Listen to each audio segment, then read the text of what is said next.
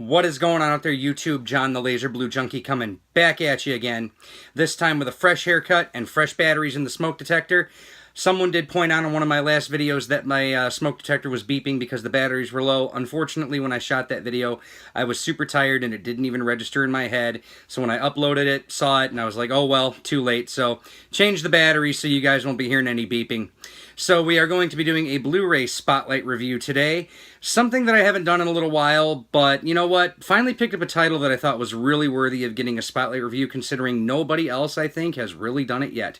So we are going to be reviewing a lovely French-Canadian film from 1985 that just recently got a Blu-ray release in Canada, and I have imported it over here for you all. That film is called Opération beurre de pinottes, otherwise known as The Peanut Butter Solution. One of my all-time favorite childhood flicks. I have not seen it in a little bit of a while. I do have a copy of it floating around here somewhere. But finally happy to have this in high definition, fully restored. So, little brief synopsis of the movie, which I will explain a little more because, you know, this is a movie I've seen countless times, so I'm pretty familiar with it. Basically, it involves two friends in Canada, Michael and let's just say not Canada, Montreal, Canada. Two friends, Michael and Connie. Michael's father is basically taking care of him and his sister Susie because Michael's mother is in Australia because her father passed away and she is settling affairs with the estate. Connie comes over to Michael's house in the morning and says that there was a house fire the night before and two drunk people from the neighborhood were living there. Well, it turns out those two drunk people, Michael knew who they were. He ended up giving them money one time to help them get something to eat. And then all of a sudden after this, he gets this really weird fascination with the house, and he just wants to go check it out. He wants to find out what happened. He wants to see what was going on. Well, when Michael goes up to the house, something scares him like really bad to the point where he has amnesia and he can't remember what happened. Then he wakes up the next morning, all of a sudden his hair is falling out. And then he goes to the doctor, finds out the whole reason his hair fell out is because he was scared so bad that his hair just fell off his head. So it's a pretty weird thing. But what ends up happening is after a couple of times, no success in getting his hair to grow back, even after a bad problem with a wig that he got, he ends up getting visited by the two ghosts who just so happen to be the two winos, as they call them in the movie. And because he helped him out and gave him money, they decided to do him a favor, and they gave him a recipe so where he could grow hair on his head again. Well, the recipe had a bunch of weird ingredients in it, but the main ingredient in the recipe was peanut butter. The peanut butter ends up basically, that's the whole thing that makes the potion stick together, and, he has to put it on his head, and they tell him, don't use too much peanut butter or something bad's going to happen. Well, when he tries to put the potion on his head, it's too thin. It really won't stick, so even he ignores what the ghosts tell him. He puts more peanut butter in it. It bonds it together better, and he puts it on his head. Wakes up the next morning, all of a sudden, his hair's starting to grow. But the problem is, his hair just keeps growing and growing and growing and growing, and there's no stop to it. The other subplot involves the art teacher at the school called the Senor. And then his whole thing is, he's in Michael's, Connie and Michael are in his art class, and he's just like this crazy art teacher. He says, don't paint with imagination, or don't draw with imagination, whatever. Well, the weird thing is he ends up getting fired, and he gets fired for just being, a crazy guy, basically. Well, after Michael's hair just starts growing and growing like crazy, on the windiest day in Montreal, he ends up basically taking shelter under a doorstep, and then the Senor crosses paths with him and then kidnaps him. And kidnaps him along with 20 other kids. What he basically does is he makes a sweatshop, and he's making magic paintbrushes with Michael's hair. I know, that sounds weird, right? Well, they never actually explain why his hair is magical and what's so special about his hair to make magic paintbrushes. That's the one thing they never explain in the movie. But after that, I'm going to stop right there because for those of you who haven't seen it, I'd be giving away way too much. I mean, this is a plot point. Everyone knows the movie. But, this is just a movie that is so crazy, but yet I love this movie to death. Like, it's always stuck with me over the years. I never forgot about this movie. It was one of them childhood things. It was like, one day I'm going to crack out the peanut butter solution, watch it on YouTube or something, And all these years I was wondering, when is this thing ever going to come out on DVD or Blu-ray? You know, it's like, and then so happy that I finally got it, you know, because, oh man, because this was a movie, I'll tell you where I first saw it. I saw it, I want to say in either 1989 or 1990. Again, my memory goes back pretty far, but when it came to this movie, I had to dig really, really deep. One of my best friends, who's still a good friend of mine today, he showed it to me, and when we were in school, you know, we played it for school. I'm like, okay, this is a pretty decent movie, you know, I like it. Then I want to say maybe a year or so later, I was walking around Kmart with my mom, and I looked at the shelf on VHS, and I'm like, oh my god, peanut butter solution, sweet! They got it for like $10 on VHS. You know, the whole thing was, New World was the distributor of this movie in America, and when the New World Video went belly up, and it got taken over by Star Maker / RNG Video, you know, they most of those tapes were in Kmart stores, like with that and a lot of other movies from the New World Library. So remember the little gold diamonds around the borders and everything? It was one of those tapes, you know. But yeah, I was just so happy to pick this up. You know, I was happy to have it, and I watched it so many times, and you know, it was just a movie I still loved. And then, you know, I remember what is it? Back in like 2004, 2005, I found out there was a file floating around there on the internet. I downloaded it. I made my own like little custom bootleg DVD of it so I could watch it anytime I wanted. At least, you know, it was VHS quality, of course, but at least I had the peanut butter solution on DVD. You know, but all the time I'm wondering, you know, when is this thing ever gonna frickin' come out? When are we, you know, here in America, when are we gonna get this movie again? You know, what is going on with the rights? You know, who owns this thing? Well, the company that owns this movie is called Lafitte. At least I'm hoping I pronounced that correctly. And this is actually part of the Tales for All film series. There was a bunch of movies made in that series. This is actually Tales for All #2. The first movie that was in that series was called The Dog Who Stopped the War. That was the very first movie. And that movie was completely shot in French. Even though it was a Canadian film, it was shot in French because it was being distributed in French-Canadian territories. For their second film, they decided to shoot it in English. And what they were going to do was shoot it in English, and then they gave it a French dub so they can distribute it in French-Canadian territories. New World Pictures ended up catching wind of this, and you know, they thought it would be a pretty good family film that they could distribute. So, you know, they distributed it in theaters, or at least I think they did. I'm kind of young still, but I wasn't around to see this movie in theaters, so I have no idea if it was ever released in theaters. But they got it, they distributed it, and you know, it became a pretty popular home video title for them. You know, a lot of kids liked the movie. But you know, and then after that, it was kind of like, okay, well then, where is this movie ended up? Well, it was released in Canada in the mid-2000s. It was part of the Tales for All series box set. Unfortunately, when it was released in French. It used the French dub. You know, it was kind of like, ugh. You know, and there were no subtitles on top of that. It was like, why? You know, this movie's finally on DVD, but we can't watch it because it's in French. I mean, yeah, I know what everyone's saying, but I want to see it in its original English language track.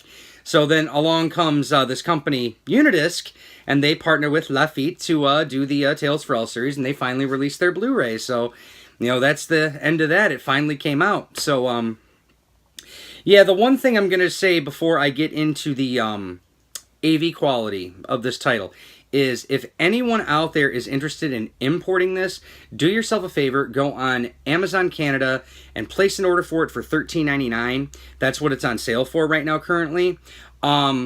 This Blu-ray, I kid you not, is going for like over $50 on eBay right now. Like, one of the last copies sold was like over $50, and I'm like, wow, I did not know this thing had a very low print run. Like, all these people are trying to say it's out of print. I'm like, guys, it's not out of print. There's just not a lot of stock right now.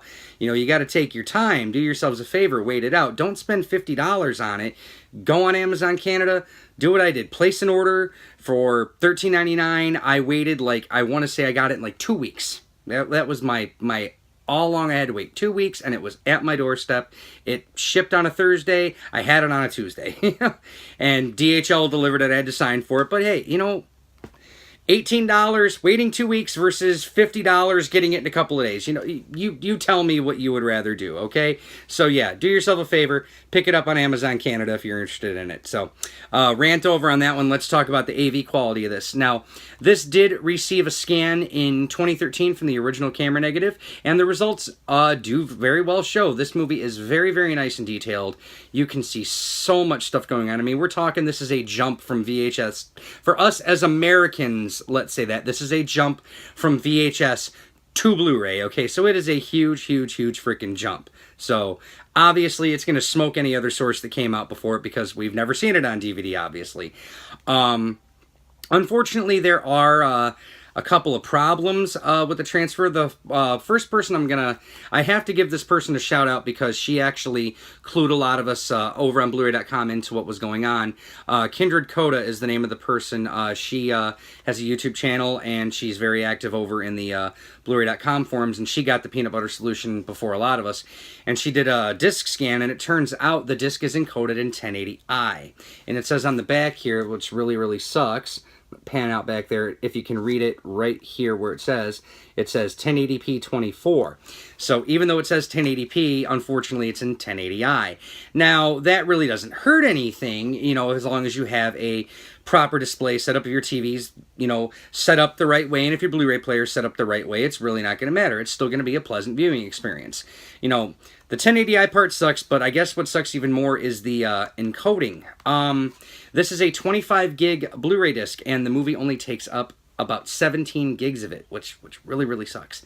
That does lead to compression artifacts and macro blocking. Now, it's not too bad. Like, it's not like a visually distorted mess, but during dark scenes and a couple of fast motion sequences, you can see some macro blocking, you can see some compression artifacts. But again, it does not take away from the overall experience of the movie. I think if it were given a healthier bit rate, that problem wouldn't be an issue. But other than that, it still looks pretty good. You know, it's solid. You know, it's a very solid presentation of a 31-year-old film, and it looks about as good as I think it could look. But it could look just a tad bit better if it were properly encoded. The audio is a whole nother beast altogether. This is just a funny one. Now, there is no lossless audio, unfortunately, even though this movie was shot in mono. It has 2 language tracks, has a French track and an English track, both in 320 kilobits per second, Dolby Digital 2.0. Now, for a movie this freaking old, it's really not going to matter. Yes, if it were in lossless, it would be a tad bit more punchy on the home theater, but 320K is all right. It's no big deal. It sounds really good. It's front heavy again, 2.0, front heavy, you know, surrounds. But the cool thing is, everything's like super audible. Like, you can hear everything the characters are saying. You know, and the music sounds pretty good. There is only one downside to this disc, and that the English language track is missing sound effects. Yes, this is, for a movie that I've seen countless times, believe me, you know when them sound effects are missing and you know where they belong, and unfortunately they're not there. But the funniest thing of all is if you do speak French and if you want to watch the French language track, those missing sound effects are actually there. So I have no idea where they sourced the English audio from, so it kind of does suck it's missing those sound effects, but it's really no big deal. Like I said, the fact that the character's dialogue is like extremely audible when compared to the VHS release does say a lot, and that actually made me very happy because I could hear things a lot better than I used to. So that little issue aside, I mean, it's gonna be a big issue for some, a little issue for others, and a person who's a fan of this movie big time, believe me, it's a tiny issue. I can get with it. Again, VHS to Blu-ray. Okay, you take what you can get. It's not a deal breaker. To the special features, unfortunately, we just have 2 trailers, one in French, one in English. Both trailers are identical, except for the French ones obviously has French dub, and it's called Opération beurre de pinottes in the title, but then the English language one is completely in English and says the peanut butter solution. So those are the only special features there on the disc. And the other special feature that you get, or the extra add-on that you should say, is this nice little 8-page book that has some photos, and it does have an essay from Roch Demers, but unfortunately en français, so yeah, all French, can't read it. So, but if you have Google Translate on your smartphone, you could take a picture of it, highlight it, and you can actually see, you know, what everything says. So pictures are really cool in the book too. So yeah, that's that. So final thoughts. Is this a Blu-ray that us in America, if you love this movie as much as I do, should you import it? Of course you should. Most definitely. Again, I've said this before in this video, I'll say it again. VHS to Blu-ray, 100% worth it. There was never a DVD out here in the States. Only in Canadian territories did it ever come out. But yeah, this is our first chance as Americans to finally own this movie in high definition. Just don't go on eBay and spend $50 frickin' on it. Order it on Amazon. Take your time. Give it a couple weeks. It will show up at your doorstep and you will feel a lot better only paying $18 for this instead of $50. So one of my highest recommendations for a big childhood classic. So very glad to have this on Blu-ray. It's going to have a nice place in the collection for a long while. I would have possibly also done a Laserdisc Spotlight video, not a Spotlight video, a Laserdisc update video, but unfortunately I only have like 4 new discs that I picked up, and I was supposed to get a lot today out in Chicago, but that never happened. A guy on a Craigslist ad had a player and 60 discs for $100, and there were some pretty good titles in there. Unfortunately, he quit emailing me after Wednesday, even though we had a time and place set up, but I hope the guy's okay. I hope he doesn't forget about me, so yeah, hopefully that deal will go through sometime. If not, oh well, no big deal. So money I did need to spend anyway. So hope you guys enjoy the rest of your weekend. I do know it's later. It's almost 4 o'clock in the morning here, but I just got home from work, and I promised myself I would shoot this video for you guys. So hope you all enjoyed hanging out. Hope you enjoyed the update video, or the Blu-ray Spotlight video, excuse me. I shoot more update videos than Spotlight videos, man. I'm telling you. But enjoy the rest of your weekend, and as always, do what I always do. Keep it spinning. Talk to you later, guys. Bye-bye.